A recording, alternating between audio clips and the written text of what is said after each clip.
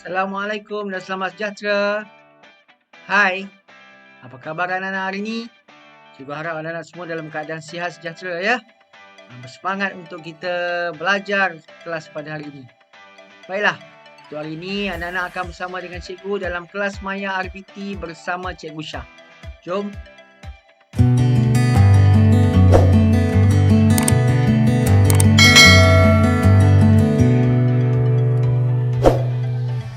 Pertama sekali cikgu ucapkan selamat datang kepada anak-anak di tahun 4 kerana pada tahun ini anak-anak akan diperkenalkan kepada subjek baru iaitu subjek RBT, Reka Bentuk Teknologi Maklumat.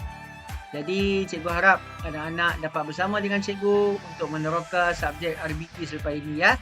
Untuk pembelajaran kita pada hari ini, anak-anak di tahun 4 akan didedahkan kepada unit pertama, iaitu unit 1 Keselamatan Bengkel, di mana pada unit ini anak-anak akan diperkenalkan kepada standard pembelajaran 1.1.1, di mana di akhir pembelajaran nanti anak-anak perlu menyatakan peraturan keselamatan diri, keselamatan bengkel, keselamatan peralatan dan keselamatan bahan.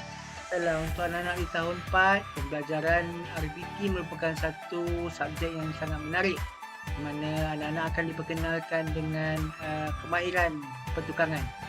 Jadi bila bercakap tentang kamera penerangan ni, pastinya anak-anak akan melakukan tugasan dalam bentuk projek. Jadi anak-anak akan pergi ke bengkel, anak-anak akan merasa sendiri bagaimana menggunakan alatan pertukangan. Oleh sebab itu, pada kali ini, pembelajaran pada kali ini, anak-anak akan diperkenalkan dengan peraturan keselamatan.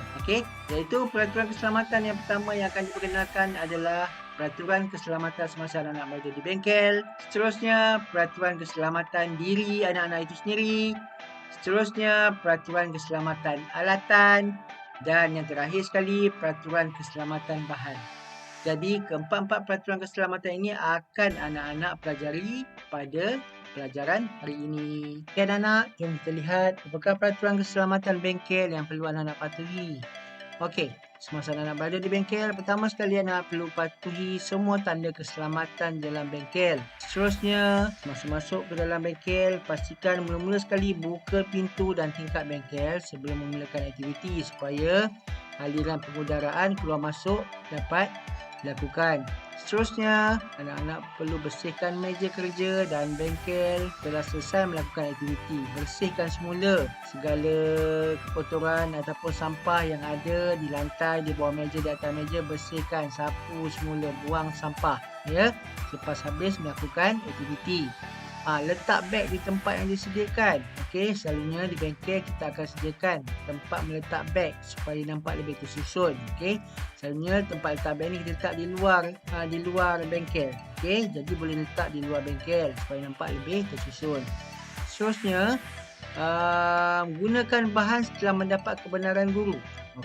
Apa-apa alatan ataupun bahan yang digunakan perlu pastikan mendapat kebenaran guru terlebih dahulu.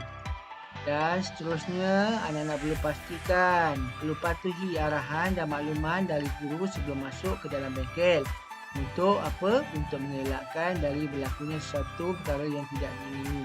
Baiklah, jadi kita dah lihat berkenaan dengan peraturan keselamatan bengkel kan? Seterusnya kita tengok pula apakah peraturan keselamatan diri, iaitu keselamatan anak. Apa yang perlu anak-anak lakukan pada diri sendiri dulu sebelum nak masuk ke dalam bengkel. Pertamanya, pakai pakaian dan kasut yang sesuai dalam bengkel. Perlu pakai kasut seperti yang dalam gambar ni, yang cikgu tunjukkan ni. Kasut yang sesuai, pakaian yang sesuai, pakai apron, nampak? Pakai apron, pakai kasut yang sesuai. Seterusnya, kalau yang murid perempuan, pastikan ikat atau masukkan tudung ke dalam apron. Supaya apa? Supaya bila melakukan aktiviti, pakaian awak tak rosak, tak kotor, tak mengganggu lah. Sebab bila menggunakan peralatan dalam bentuk benda-benda tajam ni, kadang-kadang tudung awak tu boleh mengganggu. Sebab itulah alasannya perlu dimasukkan tudung ke dalam apron. Dan yang terakhir, cuba tengok gambar yang ketiga tu. Itu gambar murid perempuan yang tak pakai tudung tapi rambutnya panjang. Jadi pastikan rambut diikat dahulu.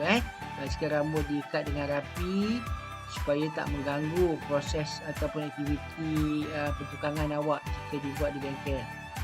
Okey, baiklah. Seterusnya, jom kita tengok pula apakah peraturan keselamatan alatan. Okey, ini alatan bermaksud apa peraturan keselamatan yang perlu nak tahu bila nak menggunakan alatan yang berada di bengkel. Right? Dia ada peraturan dia. Okey, yang pertamanya, bertanya dan minta tunjuk ajar daripada guru. Ini bermaksud alatan yang anak-anak nak gunakan tu, kalau ada anak-anak tak faham, tak biasa guna, minta tunjuk ajar daripada guru. Tapi selalunya guru akan apa? Akan ajar dulu anak-anak sebenarnya sebelum nak menggunakan sebarang alatan, guru akan maklumkan dulu, akan dedahkan dulu anak-anak dengan maklumat berkenaan dengan alatan tersebut. Okey, selalunya dia takkan suruh anak-anak terus buat. Okey, jadi anak-anak akan diberi info dahulu cara nak menggunakan sebarang alatan. Okey, seterusnya, berhati-hati semasa guna alatan. Ya, sebab alatan di alatan di bengkel ni ada bermacam-macam. Ada yang berbentuk tajam, ada yang berbentuk elektrik, okey, elektronik. Jadi ada yang sangat bahayalah, benda-benda yang tajam. Jadi anak-anak perlu berhati-hati semasa menggunakan alatan tersebut.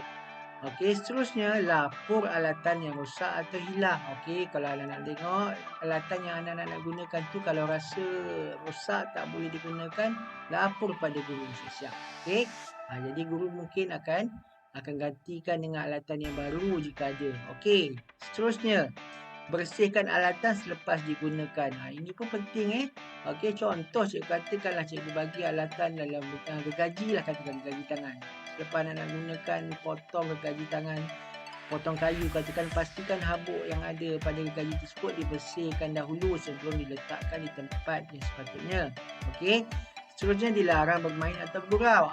Ini pun satu yang perlu anak-anak pastikan anak-anak ikut peraturan ni. Tak boleh berlari-lari, tak boleh bekerja-kerja, tak boleh bergurau-gurau.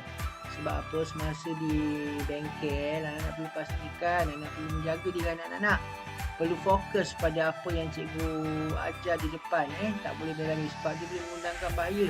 Okey, andai kata bergurau, berlari-lari, andai kata terjatuh terkena buji meja, kadang mengundang kecederaan. Okey, seterusnya, guna alatan dengan cara yang betul. Itu yang cikgu cakap tadi. Pastikan dengar dulu arahan daripada guru kamu, daripada cikgu-cikgu kamu. Cikgu pasti dia akan terang dulu cara nak menggunakan satu alatan. Okey, baru dia akan bagi awak guna alatan tersebut. Dan yang terakhir sekali, simpan semula alatan tersebut di tempatnya semula apabila sudah selesai menggunakannya. Okey, itu memang kena pastikan. Maksudnya sebelum keluar saja daripada bengkel tersebut, kena pastikan. Kena pastikan semua alatan disimpan semula di tempat yang sepatutnya. Okey, selalunya cikgu awak akan maklumkan di manakah tempat sepatutnya awak letak balik alatan tersebut.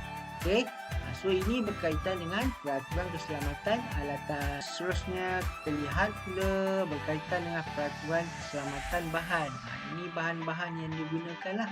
Tadi alatan, ini bahan. Bahan-bahan ni contohnya kalau kita gunakan bahan-bahan yang berbentuk gam, bahan-bahan yang berbentuk elektrik. Okey, apa dia yang perlu kita tahu?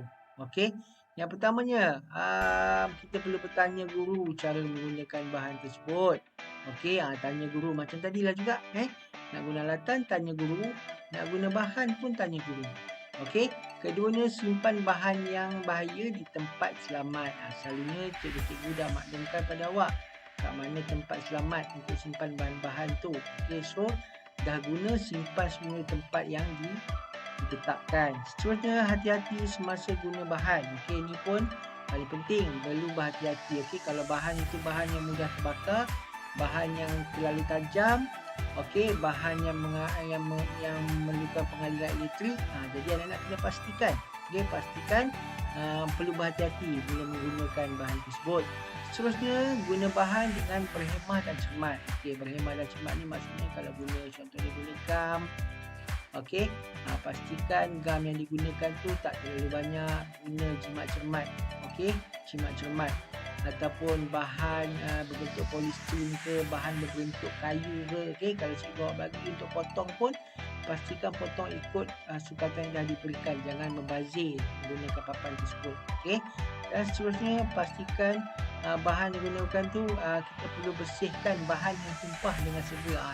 Contoh dia kalau bahan yang tumpah di atas lantai, contohnya kita perlu cepat-cepat bersihkan. Okey, supaya lantai tu tak menjadi lebih kotor, ataupun atas meja contoh dia. Okey, debu-debu kayu. Okay, bersihkan cepat-cepat. Okey. Supaya nampak lebih tersusun dan lebih bersih lah bengkel awak tu. Alright. Okey. Itu berkaitan dengan peraturan keselamatan bahan. Bagaimana? Faham apa yang cikgu terangkan pada hari ini? Okey. Jika masih tidak jelas, masih tidak faham, anak-anak boleh lihat semula video ini selepas ini ya. Jadi hari ini cikgu dah terangkan kepada anak-anak secara asasnya apakah itu peraturan ataupun keselamatan yang perlu anak-anak ikuti. Okey, pertamanya peraturan dan keselamatan semasa anak-anak berada di bengkel. Yang keduanya peraturan keselamatan diri anak-anak itu sendiri. Okey, cikgu dah sentuh bab pakaian, apa yang perlu dipakai, bagaimana untuk mengelakkan bahaya dengan cara mengikat rambut, memasukkan tudung. Ingat tadi? Yang ketiganya peraturan semasa anak menggunakan alatan. Dan yang terakhir sekali, cikgu dah terangkan tadi peraturan bagaimana untuk peraturan keselamatan anak-anak semasa menggunakan bahan. So, hari ini cikgu dah terangkan 4 jenis peraturan keselamatan untuk anak-anak ikuti. Ini bermaksud sebagai persiapan anak-anak sebelum masuk ke bengkel RBT di sekolah masing-masing. Anak-anak perlu memahami dahulu peraturan keselamatan tersebut. Baiklah, seterusnya untuk melihat kefahaman anak-anak tentang pembelajaran kita pada hari ini, cikgu dah sediakan satu set latihan pengukuhan ya. Satu set latihan pengukuhan di link di bawah. Jadi anak-anak boleh tekan link tersebut nanti dan buat latihan tersebut. Okey? Sebelum tu, bagi yang belum subscribe lagi channel Cikgu Syah, okey? Bolehlah subscribe channel Cikgu Syah di bawah ni. Okey? Dan tekan like dan juga tekan loceng. Jika anda tekan loceng, lepas ni sebarang notifikasi berkaitan dengan penghasilan video terbaru daripada Cikgu Syah, anda yang akan dapat dulu. So, jangan lupa ya. Okey anak-anak, nampaknya sampai sini dulu video pengajaran cikgu pada hari ini. Kita akan sambung bahagian 2 pada video seterusnya. Okey, masih menyentuh unit 1, keselamatan di bengkel. Mana cikgu akan sambung pada bahagian 2 pada video seterusnya. Okey, itu saja daripada cikgu. Jaga diri anak-anak. Kita jumpa lagi pada video seterusnya. Okey, bye. Assalamualaikum.